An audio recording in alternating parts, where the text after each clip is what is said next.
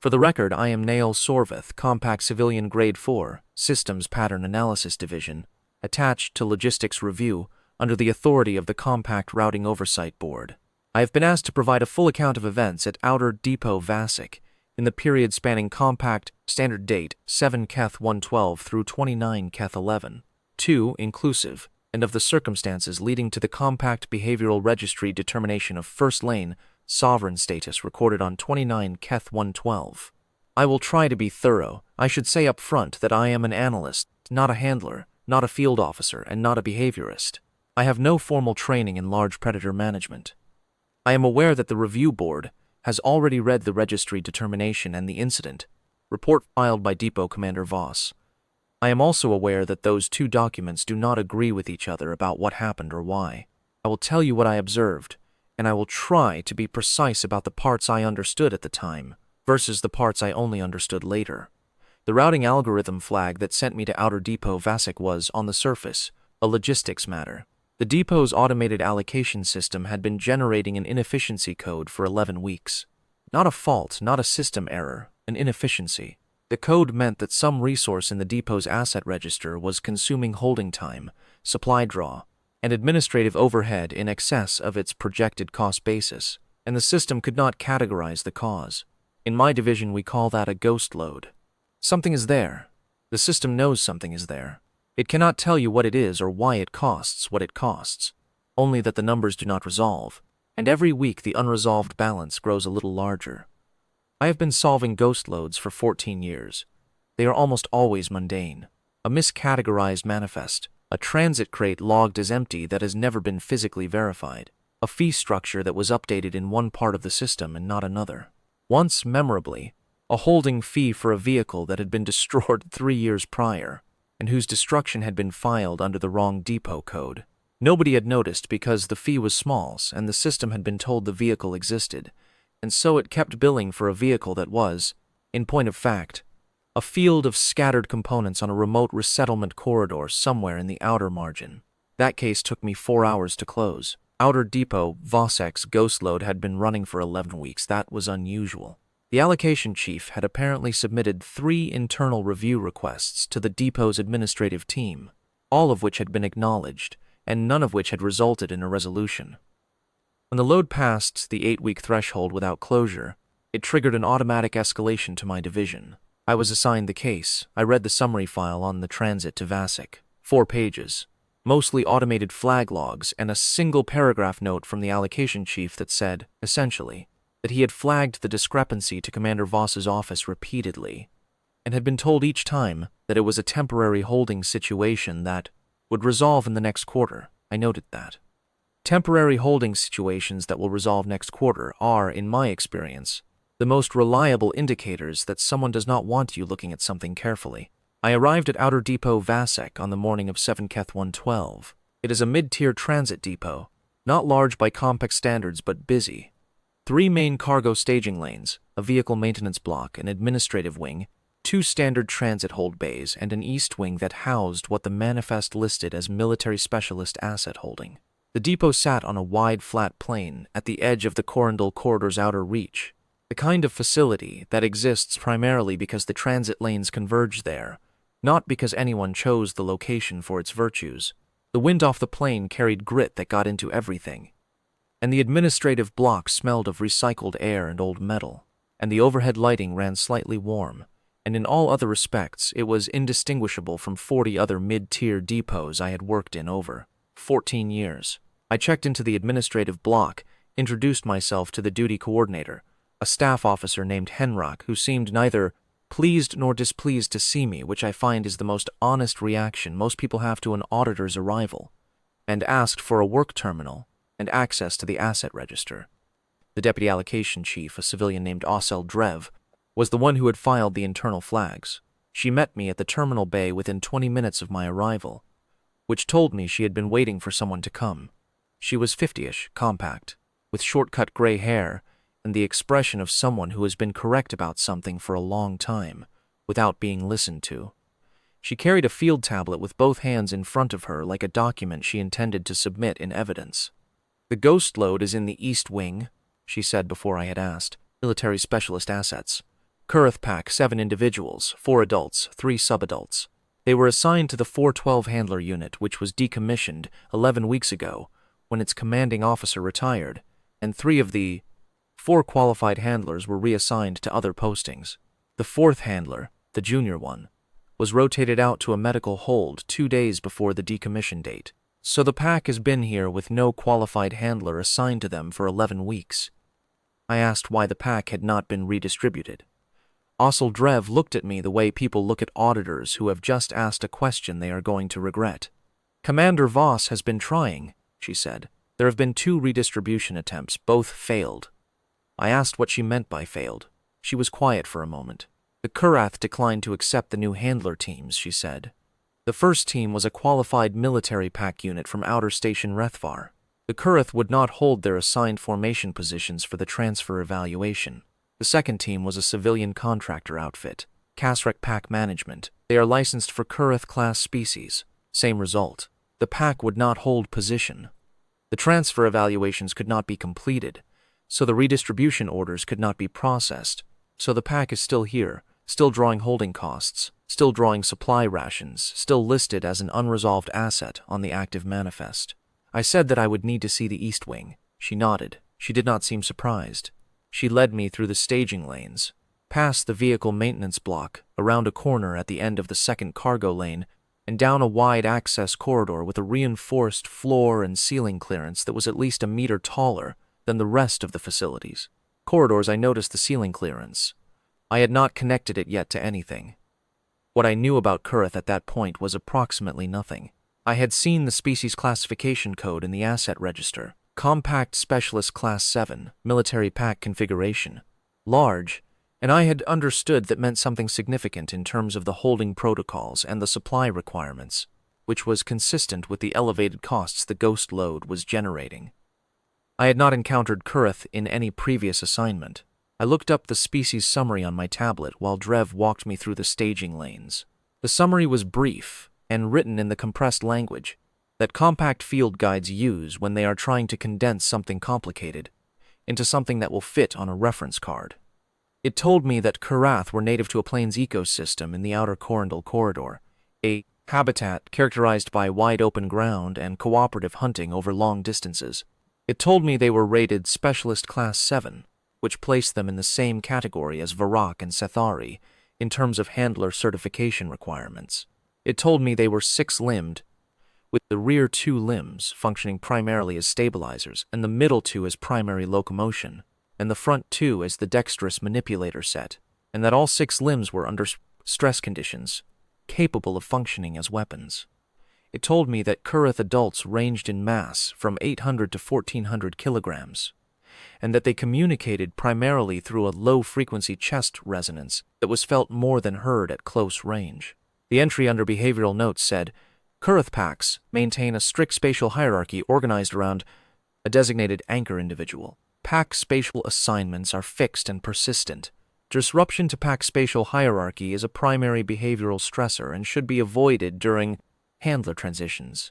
Successful handler transitions require the pack's voluntary spatial reassignment to the new handler, which is indicated by the pack assuming their designated formation positions relative to the new individual. Forced spatial reassignment is not effective and may result in active behavioral refusal. I read that 3 times. The 3rd time I read it, I understood why 2 qualified handler teams had failed their transfer evaluations. The Kurrath had a person they were assigned to. The system had decommissioned that person's unit. The Kurrath had not decommissioned their assignment. And then I rounded the corner into the East Beasthold Bay, and I stopped reading my tablet. I want to be precise here, because I think the precision matters. The East Beasthold at Vasek is a large enclosed space, high ceiling, wide floor, a row of individual holding bays along the north wall with retractable gate fronts, a feeding station, a water trough that ran the length of the south wall, and a wide clear central floor space that was, on the morning of 7 Keth 112, completely unoccupied except for a double row of cargo crates staged near the east access door, and 7 Kurrath arranged at various points around the bay's perimeter. I had the species summary to calibrate against, but the summary had not done an adequate job of conveying certain things. The adults were the size of military transport vehicles, not approximately, I mean that the alpha female, who was lying with her forelimbs folded under her chest near the center of the bay, had a shoulder height that, when she was standing, I later measured at 2 meters and 4 centimeters. Her head, resting on the floor, was approximately the size of a large equipment crate. Her hide was a deep matte tawny color, the ridged cartilaginous plates along her spine and shoulders catching the bay's overhead lighting and giving her a segmented, armored appearance.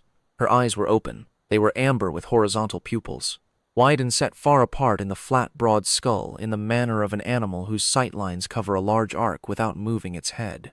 They were very calm. The subadults were smaller but not small, chest height to me approximately, with the same broad skulls and horizontal pupils and the same matte tawny hide, though theirs had a lighter quality to it, the ridge plates less fully developed, giving them a softer silhouette, the difference between tooled leather and solid plate. They were positioned near the north holding bays, the 3 of them, and when I walked in, they turned their heads toward me in unison. I am not embarrassed to say that I stopped walking when they did that. The duty handler assigned to the East Bay, a junior staff member named Sen Rath, who was not a qualified Kurrath handler but had been managing feeding and basic welfare monitoring in the absence of one, appeared from a side corridor and introduced herself. She was 24 or 25. With the direct manner of someone who has been doing a job she was not trained for long enough that she has become competent at it.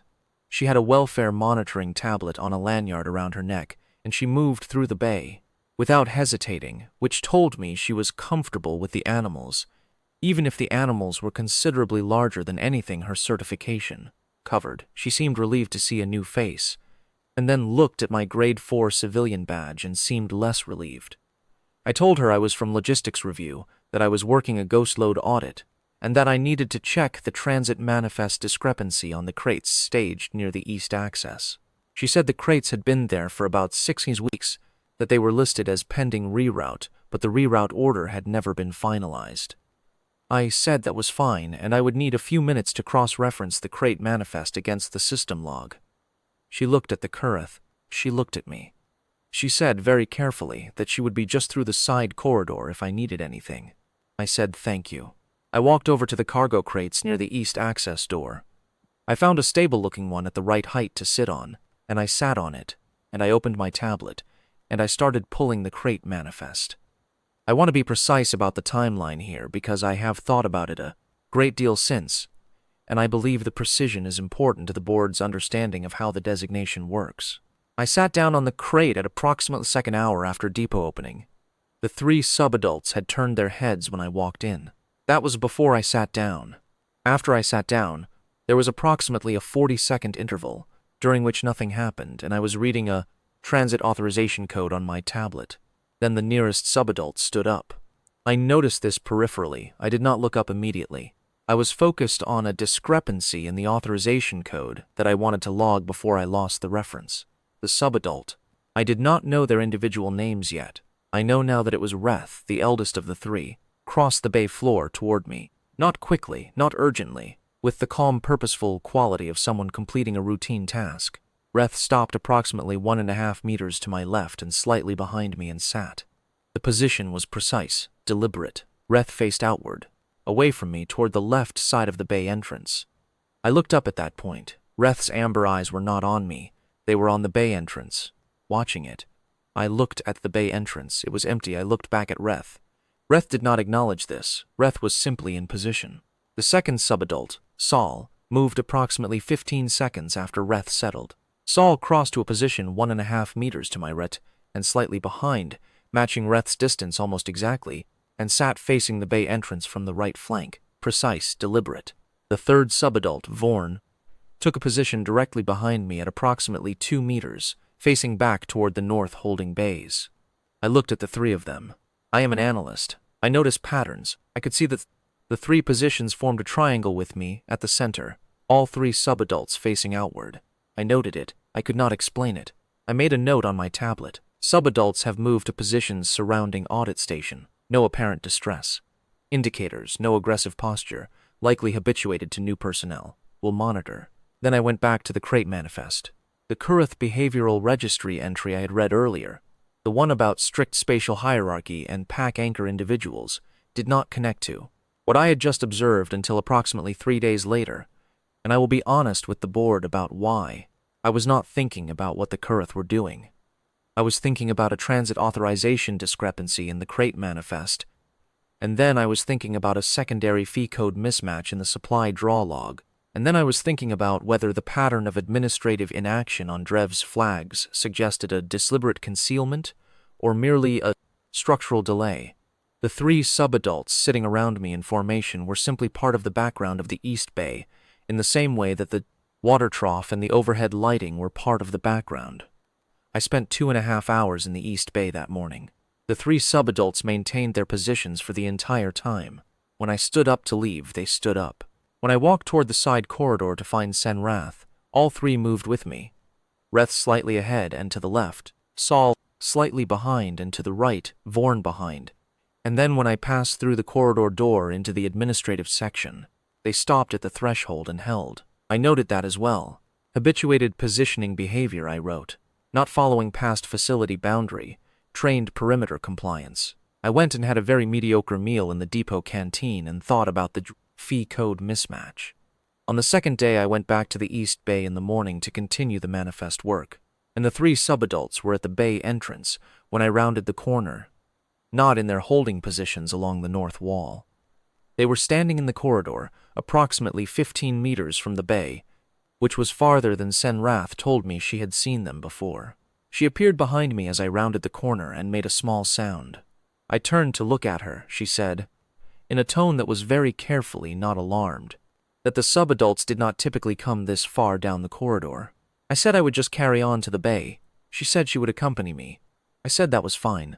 The sub-adults moved to let us through and then fell in behind us, and I noticed that Kurrath had placed herself slightly outside the formations. Radius not inside it. I noted that as well without yet knowing what to call it. Reth on my left, Saul on my right, Vorn behind. The same triangle as the day before. I walked to the cargo crates and sat down and opened my tablet. On the third day, the 4 adults were at the bay entrance when I arrived. All 7 Kurrath were in the corridor by the time I reached the East Bay. I will admit that on the third day I stopped walking for a moment when I saw Aurak at the corridor mouth, because Aurak stisting was significantly more presence than Aurak lying down had been, and her proximity reduced the passable corridor width to approximately 1 person on each side of her. She looked at me. The horizontal amber pupils tracked to me with the same calm, unhurried attention I had seen on the first morning. Then she moved aside. 1 step. Enough room to pass. I passed. I went to the cargo crates. I sat down. The formation assembled around me in the order I was starting to recognize. Sub-adults first, the inner triangle, and then the 4 adults taking positions at greater radius, each facing outward. Aurak settled to my left rear, the largest presence in the bay, her forelimbs folded, her head oriented toward the East Bay entrance. Desh took the right rear. Kale and Myrrh flanked forward at roughly 8 meters. I sat in the center of this and looked at my tablet. I wrote in my case notes, Kurrath Pack has adopted audit station as pack anchor point. Possible spatial displacement behavior following handler unit decommission. Recommend behavioral consultant review. Not impeding work. I sent that note to Drev that afternoon. She forwarded it to Commander Voss. Voss sent a message back to Drev saying that the behavioral situation was being managed and that the auditor should confine himself to the manifest, review and not interact with the Kurrath assets. I was not interacting with the Kurrath assets. I was sitting on a cargo crate reading authorization codes. The Kurrath assets were interacting with me, and I did not know how to stop them, and I was not, if I am honest, particularly motivated to try. They were very still. The bay was warm and quiet. The sub-adult's baseline chest resonance, the deep, slow bass note they maintained when resting, was not unpleasant. It operated below the threshold of sound and above the threshold of sensation, a low, persistent vibration that I felt in my sternum and, after 2 or 3 sessions, stopped noticing in the same way. I stopped noticing the hum of the overhead lighting. After the 3rd day, I stopped flinching at it. After the 5th, I found that working in the bay was easier than working at the administrative terminal, which was in a corridors that smelled of recycled air and was frequented by staff members who wanted to stop and ask me how the audit was going. No one asked me how the audit was going in the East Bay. The Kurrath did not care about the audit. They cared about their positions, and they held them steadily, and I worked. On the 6th day I learned their names. Kurrath told me. because she had been maintaining welfare monitoring records for 11 weeks, and she knew each of them individually. She said the names the previous handler unit had used. She had kept them in the welfare logs because the Kurrath responded to them, and because she had been here alone with them for 11 weeks and names had seemed like the least she could do. There was a particular quality in her voice when she said that last part. She had not been assigned to the East Bay. She had volunteered because no one else would go in regularly, and she had been going in every day for 11 weeks with no authority to make any decisions about what happened to the animals and no one listening to her welfare reports. Reth, Sol, Vorn for the subbats, Orik, Desh, Kale, Mur for the adults with Orak as the alpha female, Senrath said. Reth is the one that tests boundaries. Not aggressively, just curious.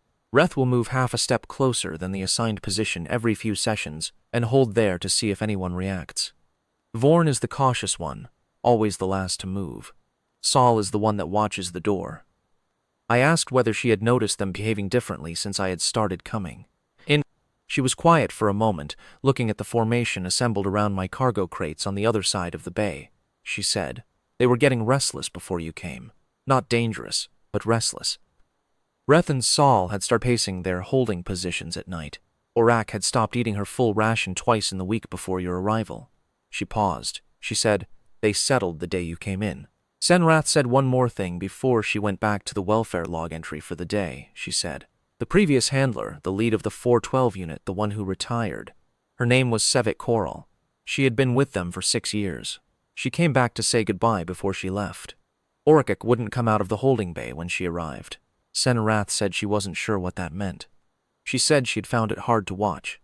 I said I thought I understood.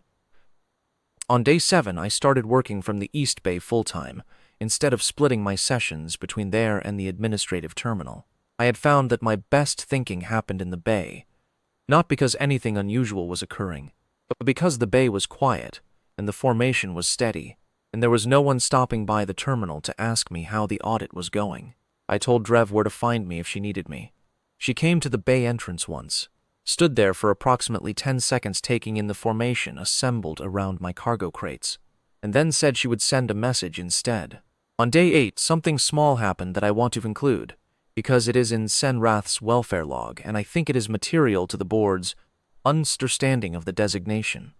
I arrived at the East Bay and found that the cargo crate I had been using as a workstation had been moved, approximately 60 centimeters from its previous position, closer to the south wall. I assumed the overnight maintenance crew had shifted it. I sat on it. The formation assembled. I did not think anything more about it until Senrath mentioned in passing that the maintenance crew did not have East Bay access. The reinforced door required a bay-specific code. Only the welfare staff and a small number of authorized personnel had that access. I looked at the crate. I looked at the sub-adults. Reth was in the left forward position, horizontal pupils forward, entirely without expression in any way I could read. I noted it.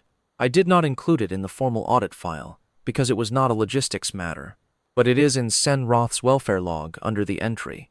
Subadult Reth observed repositioning cargo crate at 0340, East Bay Interior, no external trigger identified. I have thought about that entry a number of times since. That evening I sat in my billet room and looked up the compact behavioral registry entry for Kurrath Pack spatial assignment in more detail than the field guide summary. The full entry was 43 pages. I read it. By page 12, I had stopped eating the meal I had brought back from the canteen. The Compact Behavioral Registry's classification system for Kurrath Pack spatial assignment uses a hierarchical tier structure. At the base level are peripheral associates. Non-pack members who are tolerated within pack space typically supply personnel and maintenance staff. At the intermediate level are provisional handlers, individuals who have completed transfer evaluation and been accepted into the pack's active spatial hierarchy, though not at the anchor position. At the apex is the First Lane Sovereign designation. The registry entry for First Lane Sovereign was 12 pages long. I will summarize the key points. Kurrath packs, in their native plains ecosystem, organize their hunting and territorial behavior around a single anchor individual, whose spatial position defines the pack's formation orientation. In wild packs, this is invariably the dominant adult female, the alpha. In handler-integrated packs, it is the designated lead handler.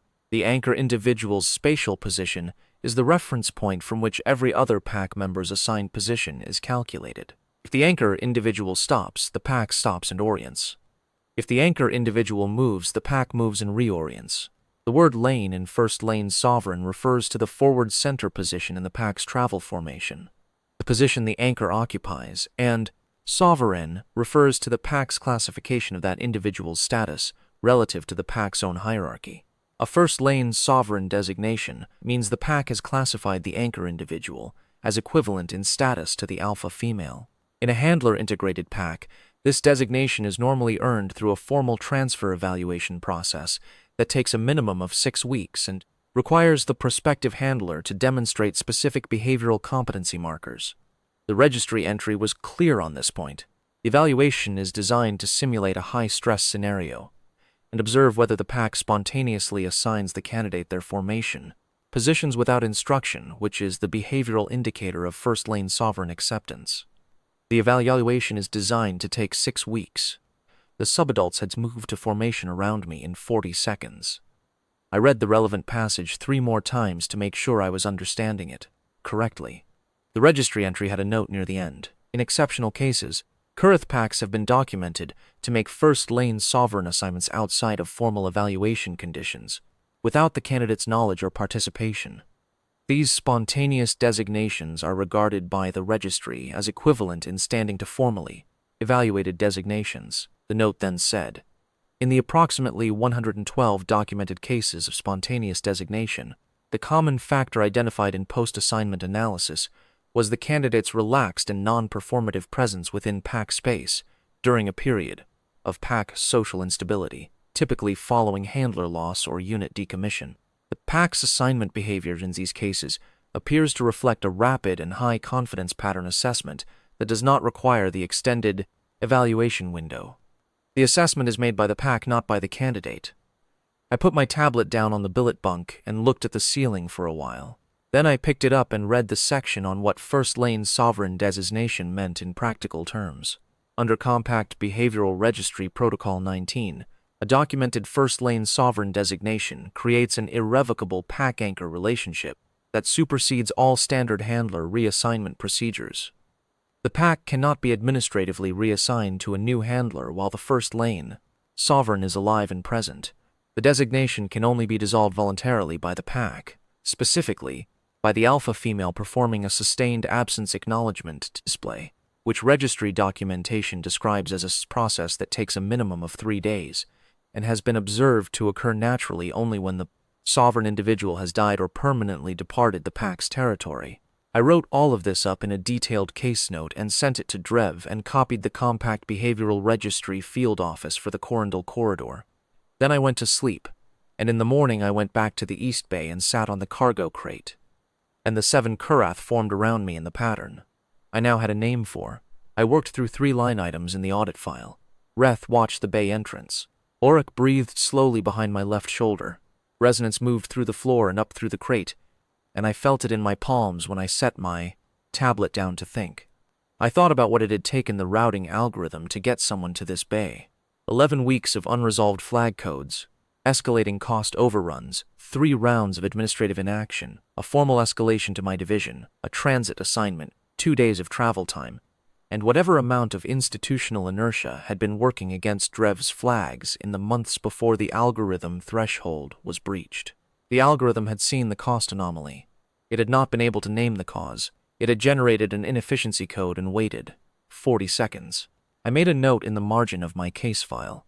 I did not include it in the formal report, because it was not strictly relevant to the audit resolution.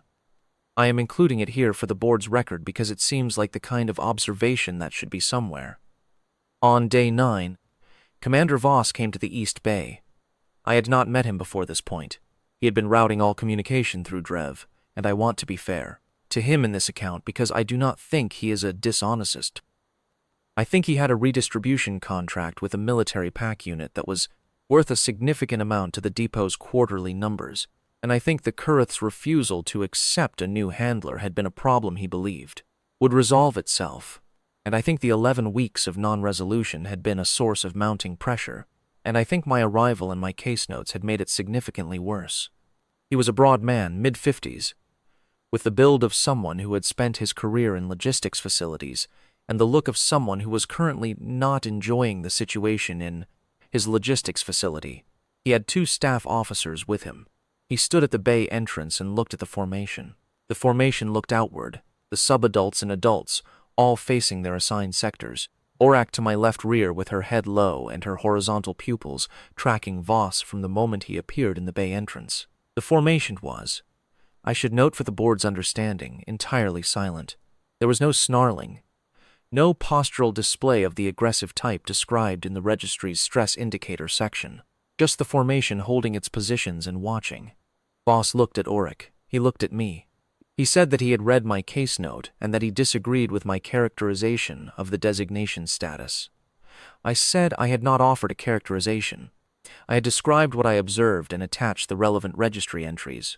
He said the registry entries pertained to formal evaluation contexts and that a civilian logistics auditor sitting on cargo crates could not trigger a first-lane sovereign designation under any registry protocol he was aware of. I said I was aware that the idea had a certain implausibility to it, and that I had shared that reaction, but that I had reread Protocol 19 3 times, and I believed the spontaneous designation clause applied. Voss took a step into the bay. 1 step, not an aggressive step, a measured, deliberate advance, the kind of step a man takes when he has made up his mind that he is going to proceed and he wants to demonstrate that he is not afraid. Kurrath's forelimbs unfolded. She did not stand, she did not move forward. She unfolded her forelimbs and set them on the floor in front of her, and raised her head approximately 30 centimeters, and her chest resonance changed. The baseline slow bass note shifted to something faster, layered, with a texture in it that I felt in my sternum more than I heard through my ears, and the quality of the shift was not, as I understand from the registry documentation, an alarm signal or a threat display. It was close to what the registry calls an attentiveness indicator. Kurrath had noticed that the radius of the formation was being tested. She was indicating that she had noticed. Voss stopped. He stood very still. He looked at Kurrath. He looked at the formation. He looked at me. I was sitting on the cargo crate with my tablet. I had not moved, he said, very carefully, that he intended to proceed with the redistribution on the scheduled date, and that he would be requesting a second opinion from the registry. I said that was entirely reasonable, and I had no objection to a second opinion. He left. The staff officers left behind him. Kurrath watched the bay entrance until the sound of footsteps faded completely down the corridor. Then her forelimbs folded back under her chest, and her head lowered to its resting position, and the resonance shifted back to the baseline note. On day 11, Kurrath fell asleep against left leg. I want to include this in my account because I believe it is relevant to the board's understanding of the nature of the designation.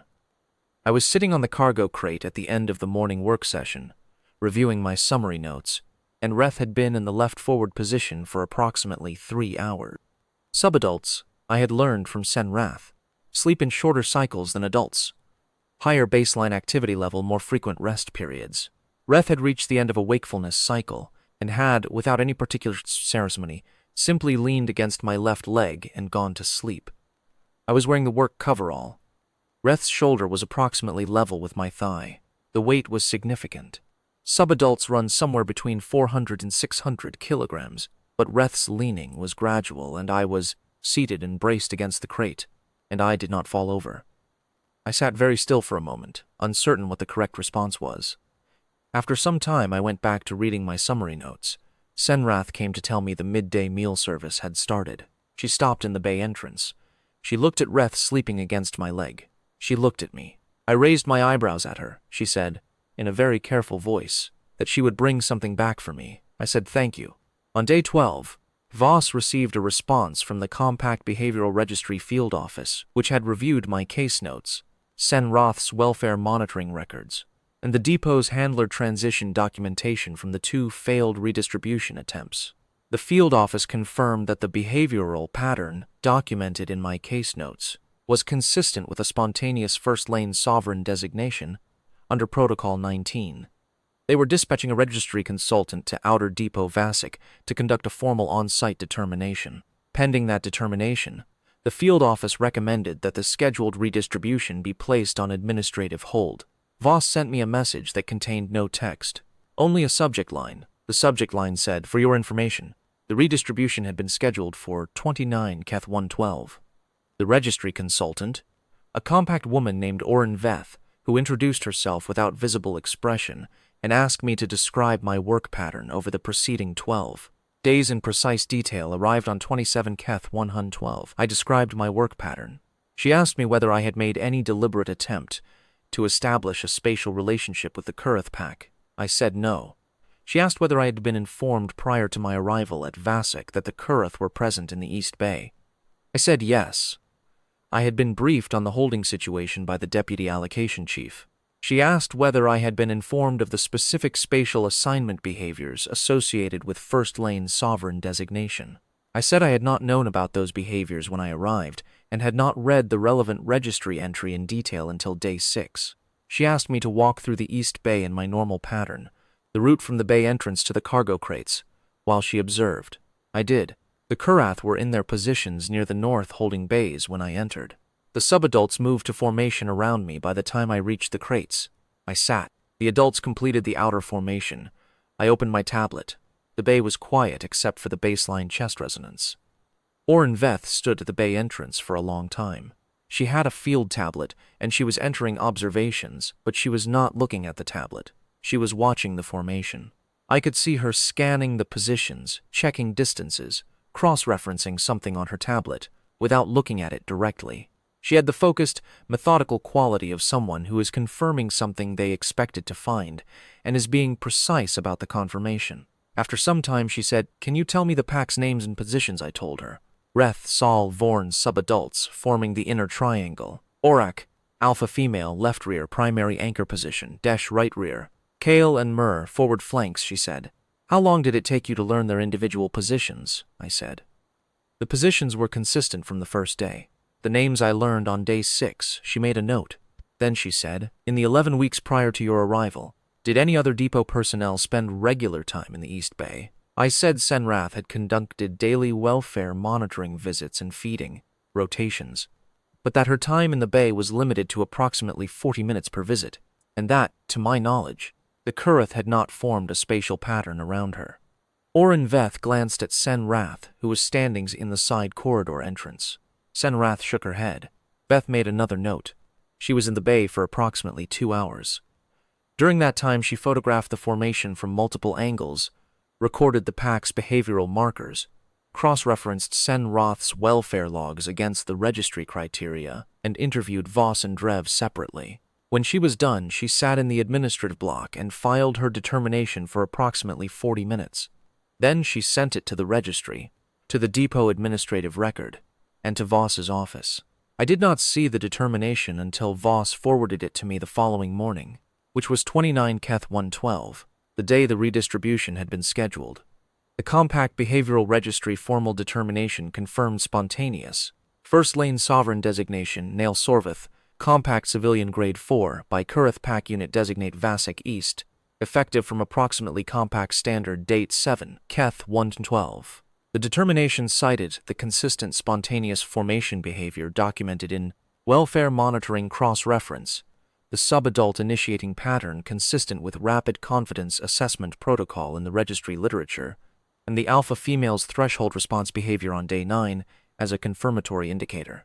The determination invoked Protocol 19 and placed the redistribution order on indefinite administrative hold pending voluntary dissolution of the designation by the pack.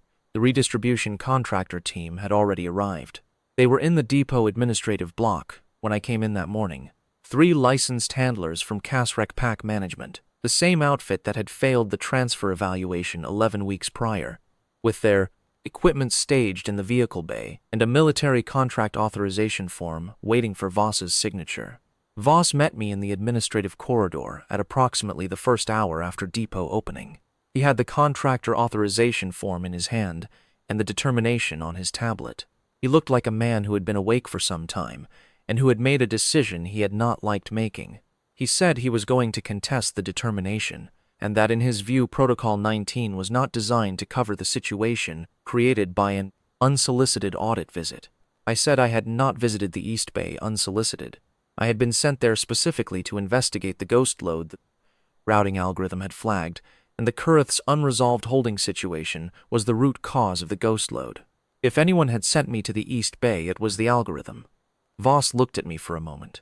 I said I understood that this created a complication for the redistribution contract, and that I was sorry about that. I was not trying to create complications for his quarterly numbers. I had come to identify a ghost load, and I had identified it. He said that was a very convenient characterization. I said I was an analyst. Characterizations were what I did. He said he still needed those animals moved. I said I understood that. I said that if he wanted to contest the determination he had the right to do, that and I would not stand in the way of the process, but that under Protocol 19 the redistribution could not proceed while the determination was active, and that in my professional opinion, a formal contest would take considerably longer than the next quarterly audit window. He was quiet for a long time. In the east wing, distant but audible through the reinforced corridor walls, I could hear the slow bass resonance of the pack, unhurried. He said very carefully that he supposed he needed to know what options existed. I said there were two. One, the pack could dissolve the designation voluntarily, which the registry entry indicated was a process that took a minimum of 3 days, and had historically been associated only with the permanent departure of the sovereign individual from pack territory. 2. The designation was maintained, the redistribution was suspended, and the depot carried the holding costs until a longer-term arrangement could be negotiated. Voss said, "And what arrangement would that be?" I said. "I don't know yet. I am an auditor. I came here to close a ghost load. You might want to talk to the registry about what options exist for civilian designations," he said still carefully. "Are you interested in options for civilian designations?" I thought about Reth sleeping against my leg on day 11. I thought about Oryx's horizontal pupils tracking me from the bay entrance on the first morning, the calm certainty in that look, the absolute absence of anything that needed to be performed or negotiated or demonstrated. I thought about Senrath's voice when she said they settled the day you came in. I said I would be willing to hear what the options looked like, but that conversation is still pending, and it is not properly part of this account. I include it only to confirm that I have not refused the options discussion. What I want to tell the board about is the morning of 29 Keth 112, because that is the morning the board has asked about. On the morning of 29 Keth 112, I went to the East Bay at my normal time. I had not told the Kurrath about the redistributions scheduled for that day. I had not told them about the consultant's visit, or the determination, or Voss's intentions. This seems like an obvious point, but I want to make it clearly for the record. I did not coordinate with the Kurrath. I did not strategize with them. I am not capable of that. They are Kurrath. I walked into the East Bay. I went to the cargo crates. I sat down. The formations assembled. It took, according to Oren Veth's documentation, she had stayed at the depot overnight specifically to be present. 87 seconds from the time I entered the bay entrance to the time the final position was filled, which was Orak settling into the left rear anchor position. All 7 pack members, the full first lane sovereign formation. The Kasrek contractor team arrived at the East Bay at approximately the 2nd hour after depot opening, escorted by one of Voss's staff officers. There were 3 of them, licensed and experienced, carrying standard Kurrath handler equipment, resonance dampeners, spatial guidance tools, a full transfer evaluation kit, in a case that one of them was carrying on a shoulder strap. They stopped at the bay entrance. The formation was assembled. All 7 Kurrath in their positions, all oriented outward, all watching the bay entrance with the calm horizontal amber attention that I had, over 2 weeks, come to find not alarming in the least. I was in the center of the formation with my tablet on my knee. I had 3 line items left to close before I could file the ghost load resolution. The lead contractor was a professional. He looked at the bay. He looked at the formation. He took one careful step into the entrance. Oryx's forelimbs unfolded. The lead contractor stopped. He looked at Oryx. He looked at the positions Desh and Kale had shifted to, fractionally but visibly, the moment he crossed the threshold. He looked at Reth, whose orientation had moved from outward-facing to tracking him directly. He looked at me. I said, "Good morning," he said after a pause. "Is this the documented formation?" I said, "Yes." He looked at the formation again with the expression of someone confirming a measurement he had hoped was wrong. He looked at the determination on the tablet his colleague was holding. He looked at the contractor authorization form. He looked at Voss, who had arrived at the bay entrance behind them with the military contract paperwork, and who was looking at the formation with the expression of a man who has run out of options he was hoping to have. I finished the second-to-last line item on my audit file. The lead contractor turned to Voss. He said, The formation is confirmed. We cannot proceed under Protocol 19, Voss said to us. I understand that. There was a long silence in the East Bay. The baseline chest resonance moved through the space at its slow, steady frequency, through the floor and up through the cargo crates and into the walls. A sound that was felt as much as heard, and that had been, for the past 22 days, the constant texture of my working hours. The overhead lighting hummed at its constant pitch. Somewhere in the depot's outer yard, a vehicle engine turned over and then settled. Vorn, who was in the position directly behind me, shifted weight, and the sound of it, the soft heavy placement of a large foot adjusting, was clear in the quiet. Lead contractor said, "You'll want to contact the registry about the options for civilian sovereign situations. They have a specialist team for non-standard designations." Voss said, "Yes." The contractor said, "It's not a common situation." Voss said, "Yes." I heard the sound of equipment being collected, the case being lifted, the strap adjusted. Footsteps. The contractor team moving back down the corridor. Then Voss, after a pause, following, the staff officer last. I finished the final line item. I cross-referenced it to the authorization code discrepancy from day 4 and the fee structure anomaly from day 7. The system accepted the entries. I filed the resolution summary. The ghost load closed.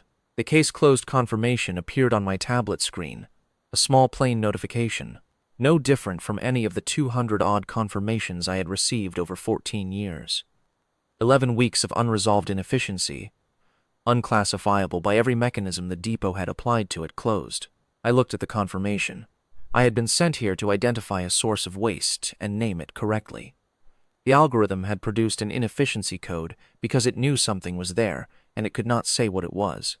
The algorithm, if it had been designed differently, might have coded the situation as: asset holding costs exceed projected parameters, cause unidentified, root cause may be behavioral rather than logistical. But it was not designed to see that. It was designed to see quantities, durations, and cost variances. It saw the cost. It could not see what the cost was paying for. The Kurrath had been here for 11 weeks. Not because they had nowhere to go, and not because the system had failed to try to move them.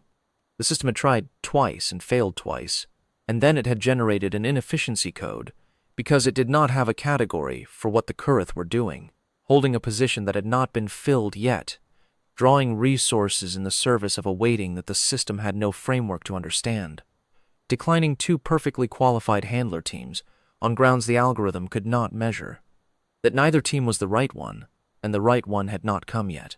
The algorithm sent me here because the numbers did not resolve. The Kurrath knew in 40 seconds what the numbers were trying to say. I have thought about whether I find that unsettling. I do not. I find it precise. The system sees what it was built to see and flags what falls outside its categories. The Kurrath see something the system was not built to measure. Both observations are accurate. They are simply not at the same resolution. Then I turned slightly to my left, where Oryx's broad head was resting at approximately my shoulder level. Her horizontal pupils turned toward the bay entrance where the footsteps had faded. I said, "I'll come back tomorrow." She looked at me. The amber horizontal pupils settled on my face with the calm, direct attention that I had seen on the very first morning, the look that had nothing in it that needed to justify itself or prove anything. She held my gaze for a moment. Then she performed what the registry documentation calls a sustained ocular closure, a slow, deliberate closing and opening of the eyes, distinct from a normal blink by its duration and the slight lowering of the head that accompanies it. In the registry literature, it is catalogued as a contentment acknowledgement. In the 11 weeks before I arrived, Kurrath told me later, she had not seen Orak perform it once. Reth pressed fractionally closer to my left leg. The resonance in the bay did not change pitch. It did not need to. I have been doing this work for 14 years. I have resolved over 200 ghost loads, from single-line fee code errors to multi-year asset misclassification chains that took months to untangle. The work requires a specific kind of attention, not brilliant, not remarkable, just patient and precise and willing to look at a thing until you understand what it actually is, rather than what the system says it is. The system is useful. I am not dismissing it. But the system categorizes what it has been taught to recognize, and it flags what it cannot categorize, and sometimes the thing it cannot categorize has been sitting in an East Bay for 11 weeks, waiting for the right kind of attention to arrive. The Kurrath had made their assessment in 40 seconds. The routing algorithm had taken 11 weeks to send me here. Both of us, working by the same basic logic, pattern recognition, attention to what doesn't fit, confidence in what the data actually says, rather than what the official record claims it says, had reached the same conclusion by entirely different paths and at entirely different speeds. I am not a handler. I am not qualified for this situation in any formal sense. I carry a Grade 4 civilian badge and a worn work coverall and a field tablet, and I have been told by the Compact Behavioral Registry that the Kurrath assigned me First Lane Sovereign status because I sat down on a cargo crate and read an authorization code without performing anything I didn't mean. I think that is probably right. The ghost load is closed. The designation is confirmed. What happens next is above my grade level, and I have said so to Commander Voss, and to the registry field office, and to anyone else who has asked what I intend to do about it. What I intend to do is come back tomorrow. I have 3 additional audit files from the Corundal Corridor backlog that I can work from the East Bay, just as well as from the administrative block. The temperature is stable, the light is adequate, and the 7 Kurrath are very still and very patient. They are good company. They notice what the system cannot categorize, and they do not perform anything they already know to be true. In my experience, those are the qualities that actually matter. The system gets there eventually, but it takes the system 11 weeks.